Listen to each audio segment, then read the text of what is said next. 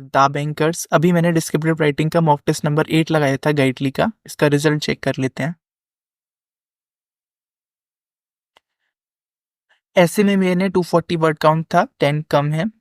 मैंने 12.23 स्कोर किया है आउट ऑफ 15। वहीं लेटर की अगर बात करते हैं तो लेटर में मैंने स्कोर किया 9.49 आउट ऑफ 10।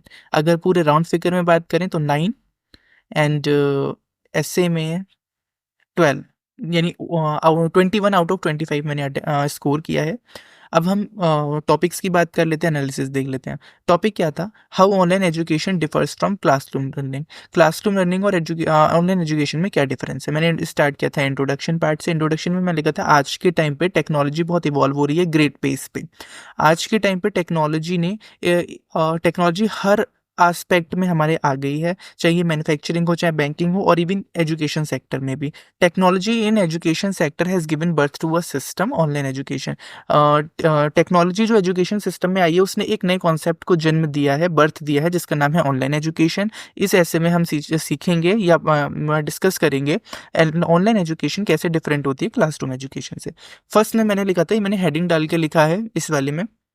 फर्स्ट पॉइंट मैंने मेंशन किया था, no direct contact. Online learning में ऑनलाइन लर्निंग किस चीज़ पे काम करती है?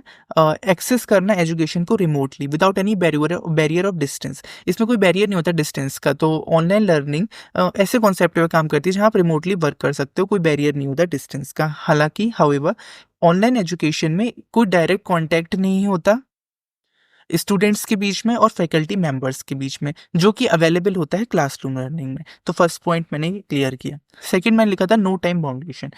ऑनलाइन लर्निंग में स्टूडेंट एडजस्ट कर सकते हैं टाइम को अपने सूटेबिलिटी के हिसाब से, लेकिन क्लासरूम लर्निंग में स्टूडेंट को एक टाइट शेड्यूल और पंचुअलिटी फॉलो करनी पड़ती है। थर्ड मैंने लिखा था कॉस्ट इफेक्टिवनेस। ऑनलाइन लर्निंग किस तरीके से कॉस्ट इफेक्टिव है? ऑनलाइन लर्निंग आपको एक कॉस्ट इफेक्टिव लर्निंग देती है। स्टूडेंट्स को कॉस्ट बियर नहीं करनी पड़ती। कैसी कॉस्ट? जैसे ट्रांसपोर्ट है, फ्यूल है, etcetera. On the other hand आपको स्कूल या फिर कॉलेज किसी ट्रांसपोर्ट मीडियम से जाना पड़ता है, चाहे वो पर्सनल हो चाहे पब्लिक हो, when we talk about classroom learning. Fourth point मैंने लिखा था वास्ट अमाउंट ऑफ चॉइसेस। हमारे पास चॉइसेस बहुत ज़्यादा होती हैं जब हम ऑनलाइन लर्निंग की बात करते हैं। यहाँ पे ऑनलाइन की स्पेलिंग गलत हो गई है मेरी। ऑनलाइन लर्निंग आपको डिफरेंट चॉइसेस देती है as per your desire and interest. However classroom learning में स्टूडेंट्स केवल उन्हीं चॉइसेस का एडवांटेज ले सकते हैं जो उनके स्कूल करिकुलम में अवेलेबल हैं। कंक्लूजन मैंने दिया। टू कंक्लूड हम बोल सकते हैं कि ऑनलाइन लर्निंग ने एजुकेशन के एक्सेस को ईजी बना दिया है बहुत सारे स्टूडेंट्स के लिए, स्पेशली उन स्टूडेंट्स के लिए जो फाइनेंशियली अनस्टेबल स्टूडेंट्स हैं। But it has its own limitations. इसकी खुद की अपनी लिमिटेशंस भी हैं, जैसे कोई डायरेक्ट कम्युनिकेशन नहीं होता स्टूडेंट्स और टीचर्स के बीच में।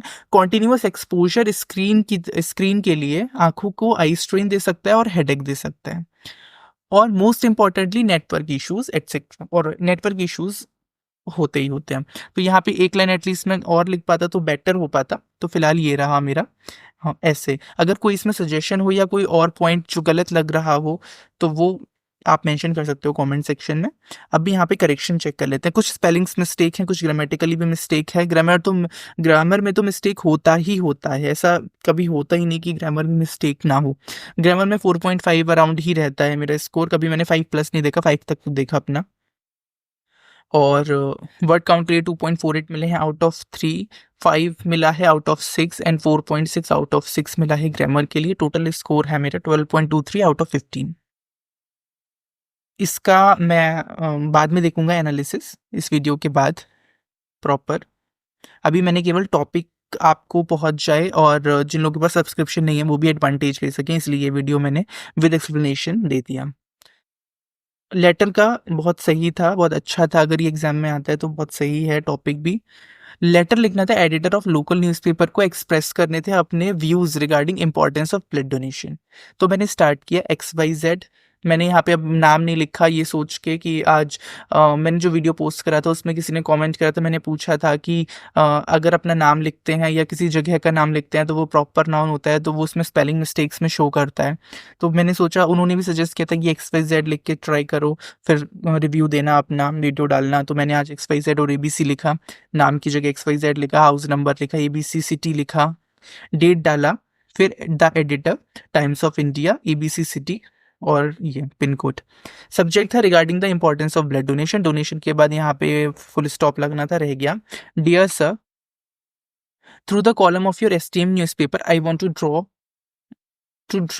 आई want to I want to draw to kind attention. यहाँ पे मिस्टेक हो गया मेरे से लिखने में।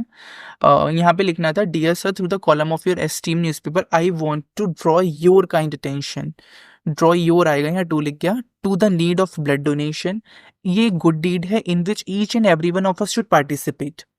Value of donating blood is unexpressible, जो वैल्यू है ब्लड डोनेट करने की उसको एक्सप्रेस नहीं कर सकते। It works like a blessing for those who are in need and gives them a new life. ये उन लोगों के लिए एक ब्लेसिंग की तरह काम करती है जिनको उनकी ज़रूरत है और उनको एक नई जिंदगी देती है। तो इसीलिए ज़रूरी है कि हम डोनेट करें ब्लड अप्रोप्रिएट इंटरवल्स पर, जिससे हम कंट्रीब्यूट कर सकें एक गुड डीड में of saving life. Saving life की जो एक गुड डीड है उसमें हम कंट्रीब्यूट कर सकें। मैं रिक्वेस्ट करूंगा, I would request you to urge people, मैं लोगों आपसे रिक्वेस्ट करूंगा कि आप लोगों को एनकरेज करें ब्लड डोनेशन करने के लिए डिफरेंट डिफरेंट एडवर्टीजमेंट से, कंपेन से और अदर सच थिंग्स से। Looking for a urgent and positive response on this matter. आपकी तरफ से एक अर्जेंट और पॉजिटिव रिस्पॉन्स की मैं कामना करता हूँ। Thank you. योर्स सिंसियरली, आप योर्स फेथफुली भी लिख सकते हो। योर्स आपको ध्यान रखना है, योर के साथ हमेशा एस लगता है, एबीसी नाम की जगह एबीसी लिखा।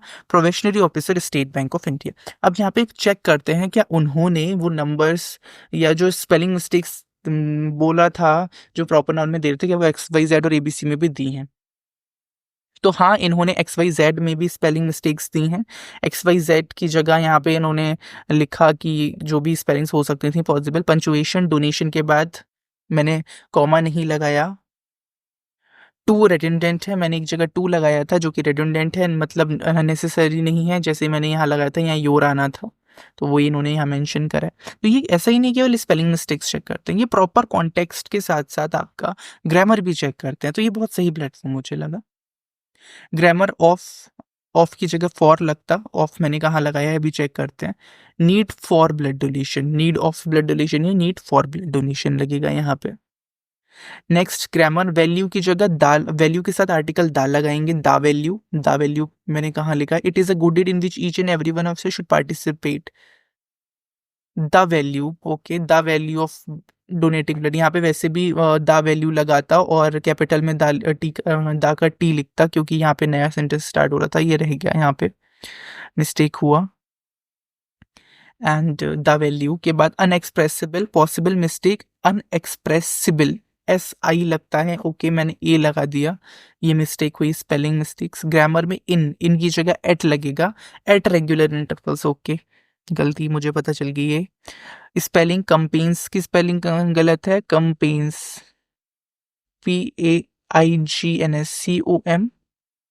COMPAIGNS, मैंने भी तो एग्जैक्टली ये स्पेलिंग लिखी है, COMPAIGNS सॉरी मैंने मैं बोल सही रहा हूँ। कैंपेन्स की स्पेलिंग CAM, कैंप के आगे इंस लगाते हैं, कैंपेन्स, मैंने कॉम्पेन्स लिख दिया है। तो ए ओवर का मिस्टेक हुआ है, तो उन्होंने यहाँ दिया हुआ है।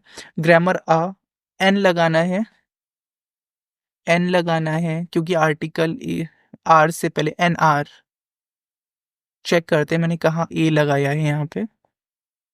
अ new life, it works like a blessing for those who are in need and gives them a new life. It is necessary for us to donate blood at appropriate intervals to contribute to a good deed of saving a life. यहाँ पे ऐसा तो कोई word नहीं था, यहाँ पे था I think looking for an urgent, an urgent लगता है यहाँ पे, ओके। स्पेलिंग पॉजिटिव, SI नहीं लगाया, पॉजिटिव की स्पेलिंग मिस्टेक है।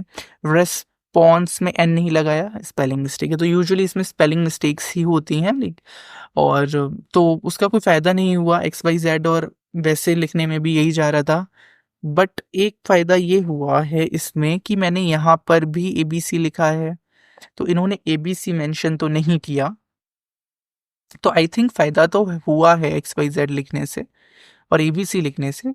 बट इन्होंने यहाँ पर दिया है XYZ house, possible spelling mistakes this, I don't know ये इन्होंने क्यों दिया है। आई थिंक XYZ के बाद कॉमा लगना था, नहीं कॉमा तो नहीं लगना था क्योंकि नाम के बाद कॉमा नहीं लगाते, एड्रेस जब खत्म होता है तब वहाँ कॉपी खत्म करते हैं, स्टार्ट होता है तब वहाँ से कॉमा लगाते हैं। आई डोंट नो ये इन्होंने क्यों किया, ऐसा कोई पॉसिबल रीज़न पता नहीं चल पा रहा।